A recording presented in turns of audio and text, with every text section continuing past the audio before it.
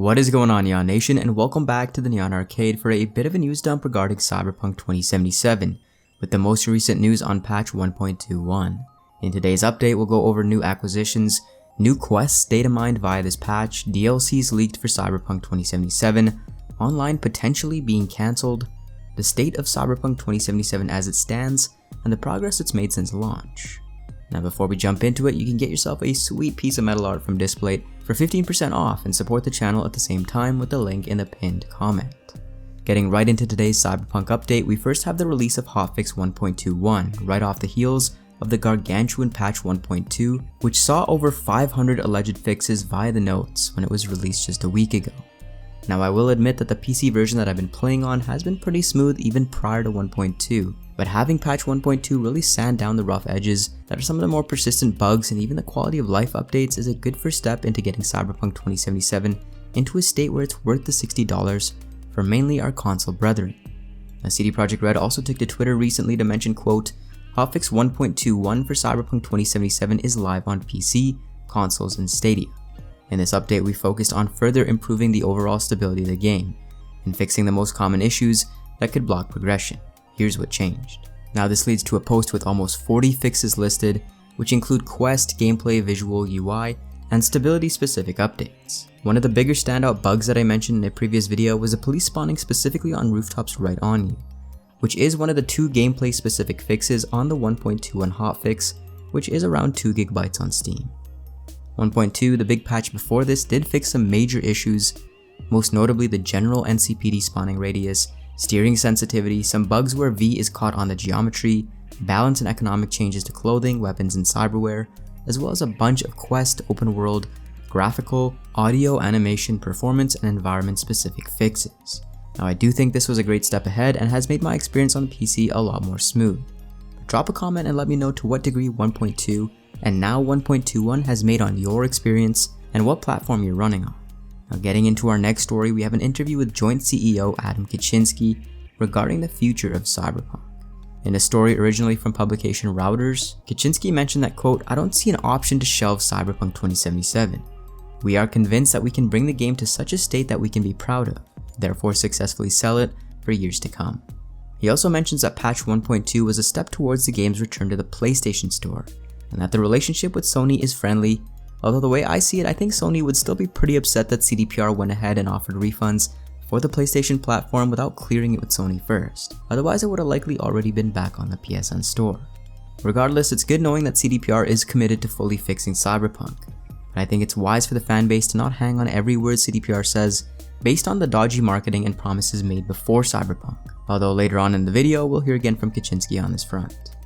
I look back on the value that the Witcher 3 Game of the Year edition offered, and my hope is that the complete edition for Cyberpunk 2077 will offer gamers in the future the same value for their money, once expansions have released, assuming they're a step up from the base game, as Hearts of Stone and Blood and Wine was for The Witcher 3.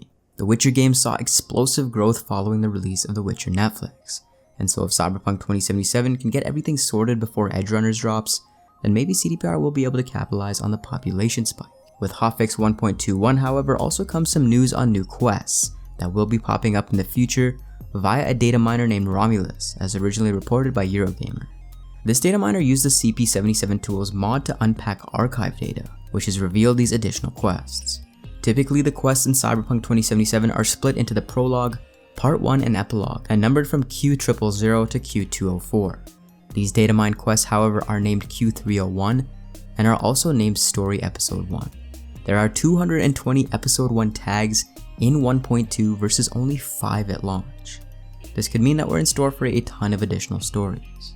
Now diving deeper into the files, we have a quest character called Wagner, a group known as Kurt's Militia, mentions of a den of netrunners, and a bomb in a swimming pool. One such quest had a full description as well and features a character named Anthony Anderson, being held by scavengers in a location known as Newcomer's Haven, an unfinished church repurposed as a shelter in the heart of Pacifica. If any of this holds any weight, there is still a ton of content to come for 2077.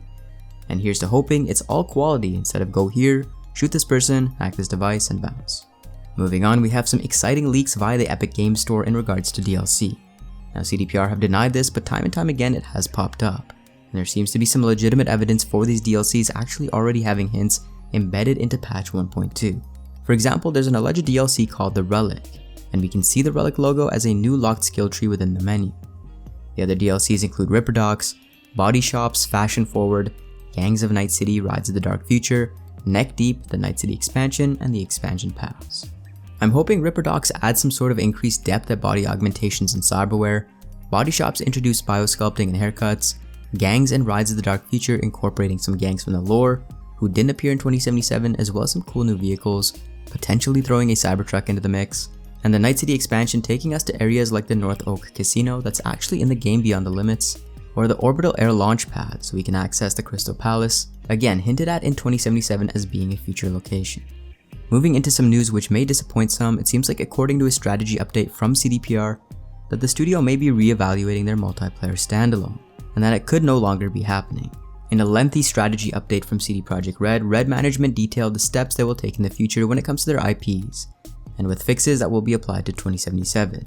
At around 5 minutes into that video, an infographic is placed on screen regarding the parallel development teams, to what degree the IPs will be built out into expansions and online experiences powered by GOG Galaxy.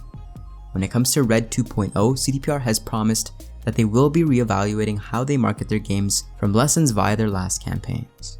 They will start closer to the actual launch of their games and withhold early demos and early development gameplay, although new projects may still receive teasers. Annual roadmaps will replace 5-year plans. The readapted Red engine will power both The Witcher and Cyberpunk, and with cross-project experts also being deployed between cross-functional teams, CDPR believes that they continue to build their games with greater agility and consistency. Digitalscapes was also mentioned as a new acquisition by CD Projekt Red, which will rebrand as CD Projekt Red Vancouver, which is personally exciting for me as I live right next door to this new acquisition. If you guys remember, we were talking about Digitalscapes way back in 2018, and they have allegedly helped a fair bit with asset creation and online components within CDPR and Cyberpunk 2077. CDPR also outlined the core offerings of Cyberpunk with next-gen, expansions, an online experience in the pipeline, and a mobile offering as a long-term consideration. Adjacent offerings included an anime in the pipeline and considerations for a live-action film or show set in the Cyberpunk universe.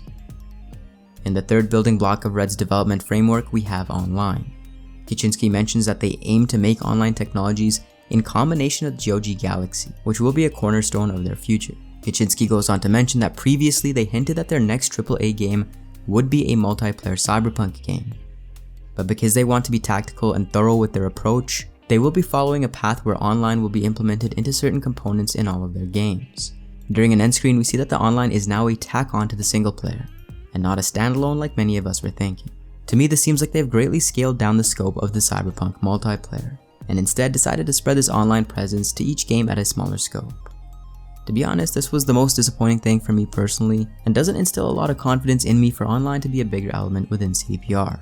It seems like they are pivoting to their GOG Galaxy being the driver behind online functionality, which really isn't something that personally excites me, but I know many people are going to prefer this approach.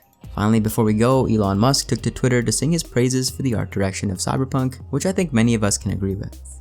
As always, thank you guys so much for tuning in, and for more content, join Neon Nation by subscribing to the Neon Arcade.